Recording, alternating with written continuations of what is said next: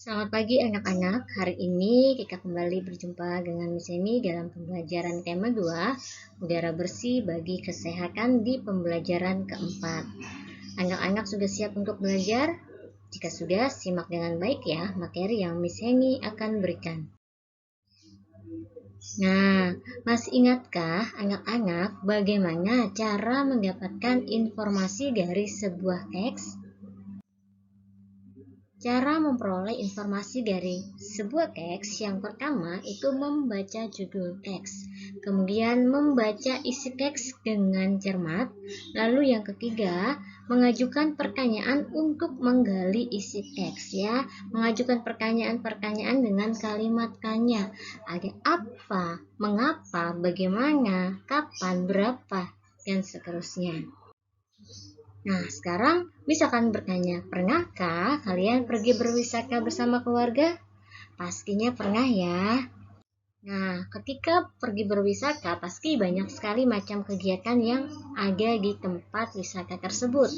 Nah, salah satu kegiatan ekonomi masyarakat adalah pariwisata. Nah, pariwisata sendiri adalah kegiatan ekonomi masyarakat yang termasuk bidang pelayanan jasa. Nah, ini misalnya kasih gambar-gambar tempat wisata yang ada di Indonesia, ada Borobudur, ada Prambanan, ada di Pulau Bali ya. Nah, pariwisata di Indonesia saat ini berkembang dengan sangat pesat. Pesatnya jasa pariwisata didukung potensi panorama alam Indonesia yang elok, panorama Indonesia yang indah. Kemudian usaha jasa di bidang pariwisata itu ada apa saja? Yang pertama, ada pengelola jasa penginapan. Kemudian ada usaha penjualan barang cenderamata atau souvenir. Kemudian ada penyedia pemandu wisata. Kemudian jasa transportasi wisata. Kemudian ada penjualan makanan dan minuman di tempat wisata.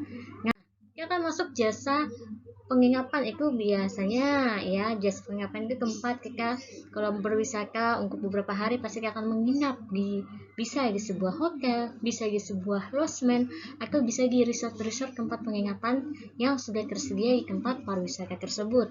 Kemudian kalau penjualan cenderamata tergantung kita juga mau wisatanya kemana. Kalau di daerah pantai biasanya cendeраmatanya bisa berupa kalung ya yang terbuat dari kerang-kerang, atau kalau misalnya kita ke tempat wisatanya daerah tenun, pasti kita akan melihat penjualan dari kain-kain atau bahan tenungan tersebut. Nah, ini adalah penjualan cenderamata yang bisa kita bawa, yang bisa kita beli untuk oleh-oleh.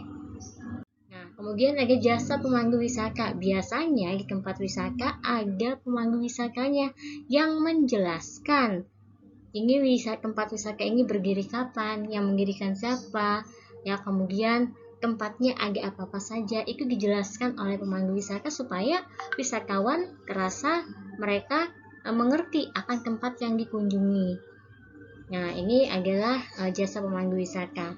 Kemudian ada jasa transportasi wisata, ada banyak ya, ada berupa mobil, ada kapal laut, ada pesawat ya. Ini tergantung tempat kita mau bagaimana kita menuju ke tempat wisata tersebut.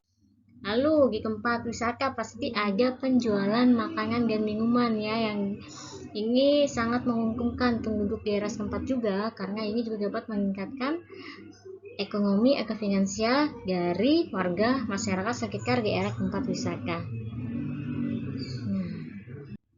Oke, cukup sekian anak-anak pembelajaran hari ini. Terima kasih. Tuhan Yesus memberkati.